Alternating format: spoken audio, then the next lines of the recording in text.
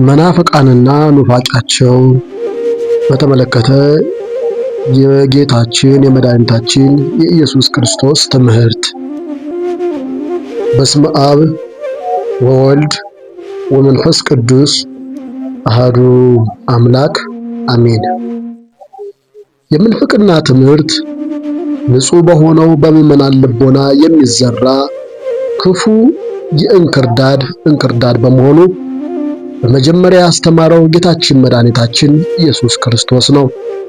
ሌላ ምሳሌ ያቀረበላቸው እንዲህም አለ። መንግሥተ ሰማያት በእርሻው መልካም ዘርን የዘራ ሰው ትመስላለች። ሰዎቹ ሲተኙ ግን ጠላት መጣና በስንዴው መካከል እንክርዳድ ዘርቶ ሄደ። ስንዴውን በበቀለና ባፈራ ጊዜ እንክርዳድ ደግሞ ያን ጊዜ ታየ። የባለቤቱ ባሮች ቀርበው ጌታ ሆይ መልካም ዘር በእርሻህ ዘርተህ አልነበረምን? እንክርዳዱስ ከወዴት አገኘ አሉት። እርሱም ጠላቴን አደረገ አላቸው። ባሮቹም እንዲህ ሄደን ብንለቅመው ትወዳለህን አሉት። እርሱ ግን እንክርዳዱን ስትለቅሙ ስንዴውን ከእርሱ ጋር እንዳትነቅሉት አይሆንም፣ ተዋቸው። እስከ መከር ጊዜ አብረው ይደጉ። በመከር ጊዜም አጫጆቹ እንክርዳዱን አስቀድማችሁ ልቀሙ፣ በእሳትም ለማቃጠል በየነዶው እሰሩ፣ ስንዴውን ግን በጎተራዬ ክተቱ ላለሁ አለ ተብሎ እንደተጻፈ በማቴዎስ ወንጌል ምዕራፍ 13 ቁጥር 24 እስከ 30። ጌታችን በምሳሌ ያስተማረውን ይህን ትምህርቱን ከቁጥር 36 እስከ 43 ሲተረጉም የዘሩ ባለቤት ራሱ መሆኑን ሲገልጽ መልካም ዘር የዘራው የሰው ልጅ ነው ብሏል።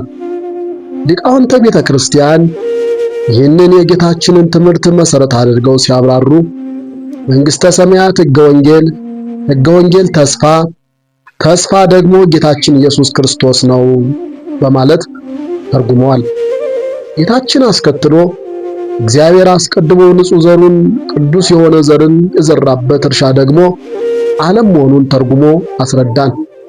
ይህ የጌታችን የኢየሱስ ክርስቶስ ትምህርት እግዚአብሔር በመጀመሪያ ዓለምን ሲፈጥር በንጹሕ እርሻ የተመሰለው ዓለም ከክፉ አስተሳሰብ፣ ከእኩይ ግብር፣ ከኃጢአትና ከመሳሰሉት አልባሌ ነገሮች የጸዳ እንደነበር ያስተምረናል። በእርሻው የተመሰለ የምንኖርበት ዓለም ንጹሕ ከነበረ ታዲያ ይህ ሁሉ ክፋት፣ ርኩሰት፣ ስድብ፣ ክህደት፣ መጠላለፍ፣ ስቃይ፣ የእነዚህ ሁሉ ውጤት የሆነው ሞት ከየት መጣ ቢሉ ጠቢቡ ሰሎሞን እግዚአብሔር ሞትን አልፈጠረምና ኗሪ ይሆን ዘንድ ፍጥረትን ፈጥሯልና የሰዎች ጥፋት ደስ አያሰኘውምና በእጃችሁ ሥራ በኃጢአት ሞትን አታምጡ፣ የሰውም መፈጠር ለድነት ነውና በእርሱ ዘንድ ሁሉን የሚያጠፋ የሞት መርዝ ኃጢአት አልነበረምና በማለት ከጥንቱ ኃጢአትና ውጤቱ የሆነ ሞት እንዳልነበረ ከመሰከረ በኋላ አያይዞም ሞት እንዴት ወደ ዓለም እንደመጣ ሲገልጽ እግዚአብሔርን የዘነጉ ሰዎች ግን በቃል ጠሩት፣ ባልንጀራም አደረጉት፣ በዚህም ጠፉ። የእርሱ መሆን ይገባቸዋልና ከእርሱ ጋር መሐላን ተማማሉ ብሏል በመጽሐፈ ጥበብ በምዕራፍ 1 ቁጥር 13 እስከ 17 ተብሎ አስቀምጦታል። የምንኖርበት ዓለም አስቀድሞ ንጹሕ ዘር የተዘራበት፣ በኋላ ግን ሰው ነፃ ፈቃዱን ተጠቅሞ ከሕይወት ይልቅ ሞትን፣ ከበረከት መርገምን፣ ከእውነት ሐሰትን፣ ከእግዚአብሔር ሰይጣንን፣ ከነፍሱ ፈቃድ የሥጋ ፈቃዱን መርጦ ክፉ ዘርን የዘራበትን ከእግዚአብሔር የተሰጠው እርሻ ነው። ዘፍጥረት ምዕራፍ 30 ቁጥር 15 እስከ 19። ጌታችን መድኃኒታችን ኢየሱስ ክርስቶስ እርሻው የዓለም መሆኑን ከተረጎመ በኋላ መልካም ዘር ያላቸው የመንግሥት ልጆች መሆናቸውን ተናገረ። የእግዚአብሔር ልጆች በዚህ ዓለም የተዘሩ ንጹሕና መልካም ዘሮች ናቸው። መልካም ዘር ተዘርቶ መልካምን ፍሬ እንደሚያፈራ እነዚህ መልካም ዘሮች የሆኑ ደጋግ ሰዎች በዚህ ዓለም በኖሩበት ጊዜያቸው መልካሙን ፍሬ አፍርተው በሐሳባቸው፣ በንግግራቸውና በተግባራዊ እንቅስቃሴያቸው ብዙ ደጋጎችን አፍርተዋል። በዚህም በነቢዩ ዳንኤል ጥበበኞች እንደ ሰማይ ጸዳል ብዙ ሰዎችን ወደ ጽድቅ የሚመልሱ እንደ ከዋክብት ለዘላለም ይደምቃሉ ተብሎ ሲመሰከርላቸው በቅዱስ መልአክ የእግዚአብሔርን ትእዛዝ የሚጠብቁትን ኢየሱስ ክርስቶስን በማመን የሚጸኑትን ቅዱሳን ትዕግስታቸው በዚህ ነው። በሰማይ ባሉ ድል በነሱ ሰማያውያን ዘንድ ደግሞ ከእንግዲህ ወዲህ በጌታ የሚሞቱ ብፁዓን ናቸው ሲባልላቸው እግዚአብሔር መንፈስ ቅዱስም አዎን ከድካማቸውና ሰማያዊ ዋጋቸው በቅዱስ ቃሉ አትሞታል። ትንቢተ ዳንኤል ምዕራፍ 12 ቁጥር 4፣ ራዕየ ዮሐንስ ምዕራፍ 14 ቁጥር 12 እስከ 13 ጌታችን እርሱን ባነሳና ንጹሕ የሆነውን ታላቅ ቃሉን ማስተማሩን ባያስተምሩ ኖሮ ዓለሙን በሙሉ በክፉ በተያዘ ነበር። እንክርዳድ እንደ ጌታችን ትምህርት ጠላት በስንዴው መካከል እንክርዳዱን የዘራው ሰዎቹ መተኛታቸውን በተመለከተ ጊዜ ነው። ሰዎቹ ሲተኙ ግን ጠላት መጣና በስንዴው መካከል እንክርዳድን ዘርቶ ሄደ ብሎ እንዳልተናገረ ጌታችን አምላካችን መድኃኒታችን ኢየሱስ ክርስቶስ በእርሻ በተመሰለ ዓለም የተዘሩትን እንክርዳድ በአጭር ቃል የክፉ ልጆች ናቸው፣ የዘራውን ጠላት ዲያብሎስ ነው ብሎ አስቀምጦታል። እንግዲህ የምንፍቅና ምንጩ መነሻው ዲያብሎስ ሲሆን እርሱ እንክርዳድ ኑፋቄን፣ ክህደትን ይዘሩ መንገዱንም ይጠርጉለት ዘንድ የዘራቸው እንክርዳድ ደግሞ መናፍቃን ናቸው የምንለው በዚህ ነው። ጌታችን ኢየሱስ ክርስቶስ እንደሱ ትርጓሜን ይዘው ሊቃውንቱ ደግሞ ሰዎቹ የተባሉት ቅዱሳን ሐዋርያት ናቸው። ቅዱሳን ሐዋርያት ካለፉ በኋላ ጠላት ዲያብሎስ አርዮስን፣ ሰለስቱ ምዕት ካለፉ በኋላ መቅዶንዮስን፣ 150 ካለፉ በኋላ ንስጥሮስን አስነሳ ብለው ያብራራሉ። ሰይጣን ዘር የለውም፣ በዘርም አይራባም አይወልድምም። ክፉ ግብሩን የሚከተሉ የሚፈጽሙ የሚያስፈጽሙ ሲገኙ ግን የክፉ ልጆች ይባላሉ። ዮሐንስ ምዕራፍ 8 ቁጥር 44። መናፍቃን የእግዚአብሔር ልጆች ይሆኑ ዘንድ ተፈጥረውና ተጠርተው በገዛ ፈቃዳቸው የዲያብሎስ ልጆች የሆኑ ዘንድ ራሳቸውን አሳልፈው የሰጡ መሆናቸው ይህ የጌታችን ትምህርት ምስክር ነው። ሰው የምግባር ኃጢአት ሲሰራ ራሱንና ሌላውን ይበድላል። ንቁ፣ በሃይማኖት ቁሙ፣ ጎልምሱ፣ ጠንክሩ፣ በእናንተ ዘንድ ሁሉ በፍቅር ይሁን። አንደኛ ቆሮንቶስ ምዕራፍ 16 ቁጥር 13 እንደተባለም በተወደደችው ወልድ ዋህድ በምትል በክርስትና ሃይማኖትም የሚኖር ከሆነም ተጸጽቶ ንስሐ በመግባት ስርየት ያገኛል። ምንፍቅና ግን ከምግባር ኃጢአት የከፋ ስርየት የሚገኝበትን በራሱ በሃይማኖት ላይ የሚፈጸም ከባድ በደል ነው። እንዲሁም በእግዚአብሔርም ላይ በአመጽ መነሳሳት ነው። የማቴዎስ ወንጌል ምዕራፍ 10 ቁጥር 33፣ ሁለተኛ ጢሞቴዎስ ምዕራፍ 2 ቁጥር 19። ምንፍቅና የበረከት የሕይወት የመልካምነት ምንጭ የሆነን ለአእምሮ የሚመች አምልኮተ እግዚአብሔርን የሚያስለቅቅ ክርስቲያኖች ድል ነስተው በሰማይ ካሉ ሰማያውያን ቅዱሳን መላእክት ጋር እና ቅዱሳን ጻድቃን ጋር ያላቸውን የፍቅርና የእምነት ሰንሰለት የሚበጥስ ክፉ አስተሳሰብ ነው። ኤፌሶን ምዕራፍ 2 ቁጥር 19 እስከ 20፣ ዕብራውያን ምዕራፍ 12 ቁጥር 20 እስከ 23። ምንፍቅና እግዚአብሔር ለሰዎች መዳናቸውን ያጸኑበት ዘንድ የሰጣቸውን ጥምቀትን፣ ቁርባንን፣ ንስሐን በተጣመመ መንገድ እንዲገነዘቡት ወይም ከምንም እንዳይቆጥሩት ከዚህም ጸጋዎች እንዲራቆቱ የሚያደርግ እንክርዳድ ነው። ማርቆስ ምዕራፍ 16 ቁጥር 16፣ አንደኛ ጴጥሮስ ምዕራፍ 3 ቁጥር 21፣ ሁለተኛ ቆሮንቶስ ምዕራፍ 7 ቁጥር 10 እስከ 11። የምንፍቅና ዋና ሥራዎች እንቅፋታቸውን ማኖርና አመፃን ማድረግ። አምላካችን መድኃኒታችን ኢየሱስ ክርስቶስ ክፉ ጠላት ዲያብሎስ ስለዘራው እንክርዳድ ግብርና ፍጻሜ ሲናገር የሰው ልጅ መላእክቱን ይልካል፣ ከመንግስቱም እንቅፋትን ሁሉ አመፃንም የሚያደርጉትን ይለቅማሉ፣ ወደ እቶነ እሳትም ይጥሏቸዋል፣ በዛም ለቅሶና ጥርስ ማፋጨት ይሆናል ብሏል። ማቴዎስ ወንጌል ምዕራፍ 13 ቁጥር 41 እስከ 42። ለምንፍቅና ምንጩ ዲያብሎስ፣ አቀጣጣዮቹ ደግሞ መናፍቃን ናቸው። ከኑፋቄ ትምህርትና እግዚአብሔርን ከሚያስክድ አስተሳሰብ የሚበልጥ ምን ክፋት አለ? ቅዱስ ጴጥሮስ በእነዚህ ዘንድ ለማስተዋል የሚያስቸግር ነገር አለ። ያልተማሩትንና የማይጸኑትንም ሰዎች ሌሎችንም መጻሕፍት እንደሚያጣምሙ እነዚህ ደግሞ ለገዛ ፈቃዳቸው ያጣምማሉ። ሁለተኛ ጴጥሮስ ምዕራፍ 3 ቁጥር 16 ብሎ እንዳስተማረው የቤተ ክርስቲያንን ትምህርት ጠንቅቆ ባለማወቅና ባለመረዳት በተማሩት ትምህርት ለመጽናት በመቸገር ንጹሕ የሆነውን የቤተ ክርስቲያንን ትምህርት እያጣመሙ መጻፍ፣ መናገር እንዲሁም የቤተ ክርስቲያን ትምህርት አድርጎ ማቅረብ፣ እነዚህ ሁሉ የምዕመናንን ልቦና ቅዱስ ጳውሎስ የምዕመናንን ልቦና የሚገለብጡ እንቅፋቶች ናቸው። ቲቶ ምዕራፍ 1 ቁጥር 11። ሐዋርያው ቅዱስ ጳውሎስ ይህንን የመሰለውን የኑፋቄ ትምህርት እንቅፋት፣ ማሰናከያ ብሎታል።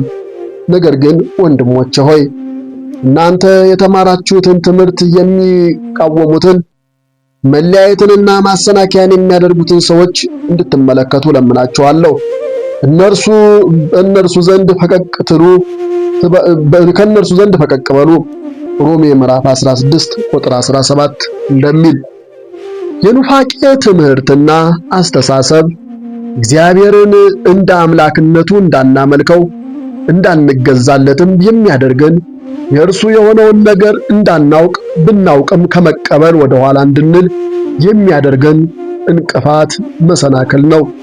የሰው ልብ ለሰይጣን ሥራና ኑፋቄ ክፍት እስከሆነ ድረስ ይህ ማሰናከያ ይመጣ ዘንድ ግድ ነው። ወዮ ለዓለም ስለ ማሰናከያ ሳይመጣ አይቀርምና። ነገር ግን በእርሱ ጠንቅ ማሰናከያ ለሚመጣበት ለዛ ሰው ወዮለት እንደተባለ የማቴዎስ ወንጌል ምዕራፍ 18 ቁጥር 7። ኑፋቄና የኑፋቄ አስተሳሰብ የኃጢአቶች ሁሉ ርዕስ ነው። ሰው ለምግባር ክፋቶች ሁሉ ስርየትን በሚያገኝበት ሃይማኖት ላይ የሚፈጸም ኃጢአት ነውና ኑፋቄ ደፋር ያደርጋል። ድፍረቱም ባለቤቱን እግዚአብሔርን ከመጠራጠር ሌሎችም እንዲጠራጠሩ ከማድረግ ከመካድና ከማስካድም ስለሚጀምር ማንኛውንም አመጽና ኃጢአት ከማስፈጸም አይመለስም። ሊቁ ቅዱስ ዮሐንስ አፈወርቅ እንዳስተማረው ሃይማኖት መሰረት ነው። ኑፋቄ ደግሞ ሃይማኖትን እየሸረሸረ ከሰው ልቦና የሚያስወግድ ክፉ አስተሳሰብ ነው። በዓለም የሃይማኖትና የቤተ ክርስቲያንን ታሪክ እንደምንረዳው ሐዋርያት ከሰበኩት የእውነተኛው የክርስትና መንገድ ያፈነገጠ ግለሰቦች፣ ቡድኖች አመጽ፣ አልታዘዝ ባይነት፣ ርኩሰትና ሌሎች ኃጢአቶች ሁሉ የተከማቹባቸው መዛግብት ብዙ ናቸው። የቅዱሳን መላእክት ቀንዓት ጌታችን መድኃኒታችን ኢየሱስ ክርስቶስ የዘሪውን ምሳሌ ባስተማረበት በዚህ ክፍል በስንዴ ምዕመናን መካከል እንክርዳድ የኑፋቄና የክህደት ትምህርት የሚያስተምሩ መናፍቃን በቅለው የኑፋቄ ዘራቸውን መንፍቅናን አብርቶ ቅዱሳን መላእክትን በተመለከቱ ጊዜ ለስንዴውና ለእርሻው ቀንተው ጌታ ሆይ መልካም ዘርን በእርሻ ዘርተህ አልነበረምን? እንክርዳዱስ ከወዴት አገኘ አሉት ብሎ አስተምሮናል። ጠላት ዲያብሎስ ይህንን አደረገ ባላቸውን ጊዜ እንግዲህ ሄደን ብንለቅመው ትወዳለህን አሉት። ይህ የቅዱሳን መላእክት መንፈሳዊ ቅንዓት የእግዚአብሔርን መንግሥት በሆነች በቤተ ክርስቲያን ላይ የሚፈጥረውን ችግር በእውነት ያሳየናል። አስቀድመን እንደተመለከትነው መናፍቃን ከመንግሥተ ሰማያት ውጪ ያደርጋል። የቅዱሳን መላእክት አብይ ተልእኮ ደግሞ ሰዎች ክርስቶስን በፈጸመላቸው የማዳን ሥራ ተጠቅመው የክርስቶስን መንግሥት እንዲወርሱ ነው። ሁሉ መዳንን ይወርሱ ዘንድ ስላላቸው ለማገዝ የሚላኩ የሚያገለግሉ መናፍስት አይደሉምን እንዳለ ዕብራውያን ምዕራፍ 1 ቁጥር 14 ተብሎ እንደተጻፈ አንድ ሰው በሰራው የኃጢአት ሥራ ሲያፍር ሲጸጸትም ተጸጽቶም ንስሐ ሲገባ በሰማይ ያሉ ቅዱሳን መላእክት ታላቅ ደስታን ያደርጋሉ። ሉቃስ ምዕራፍ 15 ቁጥር 10። በአንጻሩም ሰው ኃጢአት ሲሰራ በኑፋቄ ተጠልፎ ሲወድቅ በክህደት ሲያዝና ከእግዚአብሔርና ከምዕመናን አንድነት ሲነጠል በእጅጉ ያዝናሉ። ጌታችን አምላካችን መድኃኒታችን ኢየሱስ ክርስቶስ በቤተ መቅደሱ ሊሸጡ ሊለውጡ ሲቀሙና ሲሰርቁ አይቶ በነቢዩ ዳዊት የቤት ቅናት በልታኛለች፣ የሚሰድብም ስድብ በላዬ ወድቋል፣ መዝሙር 68 ቁጥር 9 የተባለው ቃል ይፈጸም ዘንድ የገመድ ጅራፍ አበጅቶ ሁሉን በጎች በሬዎችንም ከመቅደሱ አውጥቶ የለዋጮችንም ገንዘብ አፈሰሰ። እርግብ ሻጮችንም ይህንን ከዚህ ውሰዱ፣ የአባቴን ቤት የንግድ ቤት አታድርጉት። ዮሐንስ ምዕራፍ 2 ቁጥር 17፣ የማቴዎስ ወንጌል ምዕራፍ 21 ቁጥር 10 በማለት ለቤቱ ቀንቷል፣ ተቆርቆሯልም። ቅዱሳን መላእክትም ለቤቱ ይቀናሉ፣ ይቆረቆርማሉ። ሐዋርያው ቅዱስ ጳውሎስ ወደ አቴና ከተማ ሲገባ በከተማይቱ ጣዖት መሙላቱን ተመልክቶ እጅጉን እንዳዘነና እንደተበሳጨ ግብረ ሐዋርያት ይነግረናል። የሐዋርያት ሥራ ምዕራፍ 17 ቁጥር 16። ክርስቲያኖች በዚህ ዓለም ሲኖሩ መንፈቅና ክህደት፣ ጣዖት ማምለክ ሲበዛ ለዝበው ምን አገባን ከማለት በመቆጠብ በመንፈስ የሚቃጠሉ ሊሆኑ እንደሚገባቸው ሐዋርያው አስተምሮናል። ሮሜ ምዕራፍ 12 ቁጥር 11። ሰው በመንፈስ ቅዱስ ፈቃድ ሲኖር መንፈስ ቅዱስ ልቦናውን ዙፋን፣ ሰውነቱን ድንኳን አድርጎ ያድርበታል። መንፈስ ቅዱስ ያድርበታልም። የመንፈስ ቅዱስ ፍሬ የተባሉትን ፍቅርን፣ ደስታን፣ ሰላምን፣ ትዕግስትን፣ ቸርነትን፣ በጎነትን፣ እምነትን፣ የዋህነትንና ራስን መግዛትን ገንዘብ ያደርጋል። ገላትያ ምዕራፍ 5 ቁጥር 22። መንፈስ ቅዱስ ክፋትን እንደሚጠላ ያደረበት ሰው ክፋትን ይጠላል። ኑፋቄንና ክደትን፣ ኃጢአትንና የሥጋ ፈቃድን በዓለም ሞልቶ ሲመለከት በቅናት መንፈስ ቅዱስ ሰውነቱ ትቃጠላለች። በዚያ ጊዜም ለጸሎት፣ ለጾም፣ ለአገልግሎት ይነሳሳል። ሁለተኛ ጢሞቴዎስ ምዕራፍ 1 ቁጥር 6 እስከ 7። ቅዱሳን መላእክትም የሚመራቸው ያደረባቸው መንፈስ ቅዱስ ነውና የእግዚአብሔር እርሻ በሆነ በዚህ ዓለም እንክርዳድ በስቶ በተመለከቱ ጊዜ ለምን አሉ ስንዴውንም እንዳያንከረድደው እንቁረጠው በማለት ፈጣሪያቸውን ጠየቁ። ቅዱሳን መላእክት ይቆረጡ ዘንድ የለመኑባቸው እንዳሉ ከመቆረጥም ይቆዩ ዘንድ የለመኑባቸው አሉ። ወንጌላዊ ቅዱስ ሉቃስ እንደጻፈልን የበለሱ ጌታ ለ3 ዓመታት እየተመላለሰ ፍሬ ቢፈልግባትም አንዳችን ፍሬ ያልተገኘባትን ያችን በለስ የወይን አትክልት ሰራተኛውን ጠርቶ እነሆ ከዚች በለስ ፍሬን ልፈልግ 3 ዓመት እየመጣው ምንም አላገኘሁም፣ ቁረጣት፣ ስለምን መሬቱን ታጎሳቁላለች አለው። ሰራተኛው ጌታዬ ሆይ ዙሪያዋን እስክኮተኩትላትና ፋንድያ እስካፈስላት ድረስ በዚች ዓመት ደግሞ ተዋት፣ ወደፊትም ብታፈራ ደህና ነው፣ ያለበዛ ግን ትቆርጣታለህ እንዳለው ተጽፏል። የሉቃስ ወንጌል ምዕራፍ 13 ቁጥር 6 እስከ 9። በዚህ መጽሐፍ ክፍል በበለስ የተመሰለ ሰው ነው። የበለሱ ባለቤት ደግሞ የፍጥረታት ሁሉ ጌታ ልዑል እግዚአብሔር ነው። ገበሬ ከተከለው በለስ ፍሬ እንደሚፈልግ እግዚአብሔርም አእምሮ ሰጥቶ ከፈጠራቸው ከሰው ልጆች የመንፈስን ፍሬዎች ይፈልጋል። የወይን አትክልት ሰራተኛውም ጠባቂዋ የእግዚአብሔር መልአክ ነው።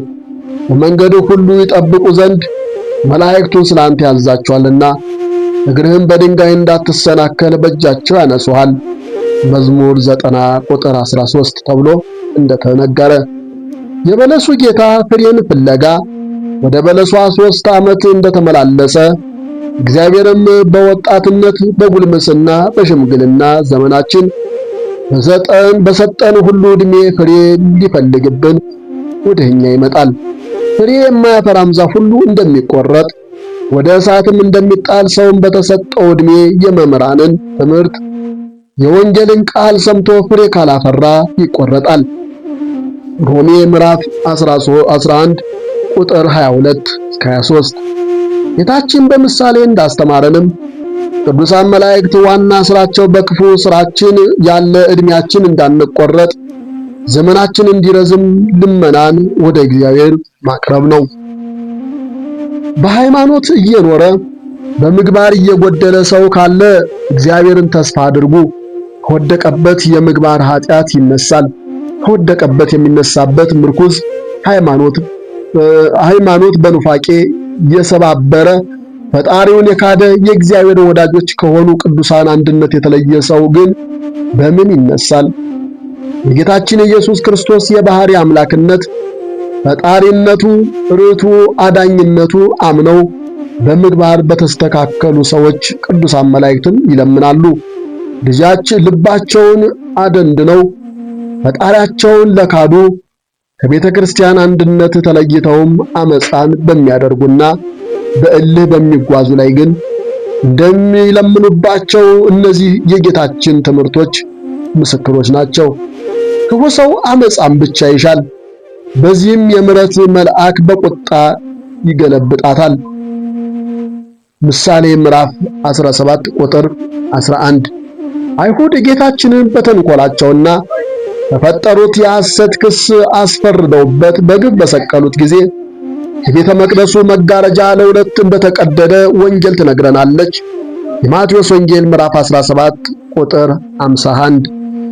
የቤተ መቅደስ መጋረጃ ለሁለት ከላይ እስከ ታች ከተቀደደባቸው ምክንያቶች አንዱ በሊቀ መላእክት ቅዱስ ገብርኤል መንፈሳዊ ቅናት የተነሳ የተወረወረው ሰይፍ እንደሆነ ሊቃውንቱ ያስተምራሉ። ወፃ መልአከ ኅሩይ አእም ማእከለ ኩሎሙ መላእክት ዘይህዝ በእዴሁ ሰይፎ ክሱተ ከመያጥፍኦሙ ለልዑላውያን ፍጡነ ወሶበ ከለአቶ ምረቱ ለክርስቶስ ዘበጦ ዝኩ መልአክ በሰይፉ ለመንጦላይተ ምኵራብ ወሰጠጠ ወረሰዮ ክልኤ እምላእሉ እስከ ታህቱ ባለሟሉ መልአክም አላውያን ያጠፋቸው ዘንድ ሰይፉን በእጁ መዞ ይዞ ከመላእክት መካከል ወጣ። የክርስቶስን ቸርነት በክርስቶስ ቸርነቱ በከለከለችው ጊዜ ያ መልአክ የቤተ መቅደሱን መጋረጃ በሰይፉ መተው ቀደደው፣ ከላይ እስከ ታችም ከሁለት አደረገው እንዲል የጌታችን ኢየሱስ ክርስቶስ ምላሽ። ጌታችን በምሳሌ እንዳስተማረን የእርሻው ባለቤት አገልጋዮቹ እንዲህ ሄደን ብንለቅመው ትወዳለህን ብለው ባሉት ጊዜ የመለሰላቸው መልስ እንክርዳዱን ስትለቅሙ ስንዴው ከእርሱ ጋር እንዳትነቅሉት አይሆንም፣ ተዋቸው። ከመከር ጊዜ አብረው ይደጉ። በመከር ጊዜም አጫጆችን እንክርዳዱን አስቀድማችሁ ልቀሙ፣ በእሳትም ለማቃጠል በየነዶው ሰሩ፣ ስንዴውን ግን በጎታ ላይ ክተቱ የሚል ነበር። ይህ የጌታችን ትምህርት ነጻ ፈቃዳቸውን ተጠቅመው በሐሰት ትምህርት ተታለው በኑፋቄና በክደት የሚያዙ ሰዎች ኑፋቄ እስከ መከር የዓለም ፍጻሜ እንደሚኖሩ ያስረዳናል። ከአይሁድ መካከል ኒቆዲሞስ፣ ከሕግ አፍራሾች መካከል ጲላጦስና ሚስቱ ክርስቶስን ከሰቀሉ የሮም ጭፍሮች መካከል የጌታችን ጎን በጦር የወጋው ለንጊኖስ እንደተገኙ በእንክርዳድ ኑፋቄና እንክርዳዶች መናፍቃን በታለው እውነትን ያገኙ መስሏቸው ከጠፉ መካከል የሚመለሱ አሉና ጌታችን ተዋቸው፣ እስከ መከር ጊዜ አብረው ይደጉ አለ። በኑፋቄ ትምህርት ተጠልፎ መውደቅ እንደወደቁም ተረድተው በንስሐና በሃይማኖት አለመነሳት መጨረሻው ጥፋት ነው፣ በእሳት መጣል ነው። ፊልጵስዩስ ምዕራፍ 3 ቁጥር 18 እስከ 20። ጊዜው ሲደርስ የማይመለሱ የኑፋቄና የክህደት ትምህርታቸውን የማይጥሉ ሰዎች በቅዱሳን መላእክት ሰይፍ በተሰጣቸው ስልጣን እግዚአብሔር በሰጣቸው ስልጣን እንደሚታጨዱ ፍቁረ እግዚእ የተባለ ወንጌላዊ ቅዱስ ዮሐንስ አስተምሮናል። ራእይ ምዕራፍ 14 ቁጥር 15። ጌታችን አምላካችን መድኃኒታችን ኢየሱስ ክርስቶስ ስለ መናፍቃኑ በዘሪው ምሳሌ ካስተማረው ትምህርት በተጨማሪ ቅዱሳን ደቀ መዛሙርቱ ወደ እርሱ ቀርበው ንገረን፣ ይህ መቼ ይሆናል? የመምጣትና የዓለም መጨረሻ ምልክቱ ምንድነው? ብለው በጠየቁት ጊዜ የፍጻሜውን ዘመን ቀዳሚና ትልቅ ምልክት አድርጎ ያቀረበው ምን እንደሆነ ወንጌላዊ ቅዱስ ማቴዎስ ሲነግረን ጌታ ኢየሱስም መልሶ እንዲህ አላቸው፣ ማንም እንዳያስታችሁ ተጠንቀቁ። ብዙዎች እኔ ክርስቶስ ነኝ እያሉ በስሜ ይመጣሉና ብዙዎቹንም ያስታሉ አለ። አስከትሎም በቁጥር 23 ላይ የእነዚህን መናፍቃን አመጣጥና ክርስቲያኖችን ሊወስዱት ስለሚገባ ጥንቃቄ ሲያስተምር በዚያን ጊዜ ማንም እነሆ ክርስቶስ ከዚህ አለ ወይም ከዛ አለ ቢሏችሁ አትመኑ። ሐሰተኞች ክርስቶሶች፣ ሐሰተኞች ነቢያት ይነሳሉና ቢቻላቸውስ የተመረጡትን እንኳን እስኪያስቱ ድረስ ታላላቅ ምልክቶችን ድንቅን ያሳያሉ። እነሆ አስቀድሜ እንደነገርኋችሁ በማለት በጽኑ አስጠንቅቋል። እንግዲህ ምን እንላለን? ጌታችን መድኃኒታችን ኢየሱስ ክርስቶስ ክርስቲያኖችን መስለው የክርስቶስን ስም እየጠሩ የሚነሱ ሰዎች እንዲሁም ቡድኖች የተመረጡትን እንኳ እስኪያስቱ ከደረሱ ምንኛ ልንጠነቀቅ ይገባን ይሆን? ማቴዎስ ወንጌል ምዕራፍ 24 ቁጥር 13። ፍኖተ አርሲሳን መምህር ቢትወደድ ወርቁ ከጻፉት መጽሐፍ የተወሰደ ታኅሳስ 2013 ዓመተ ምህረት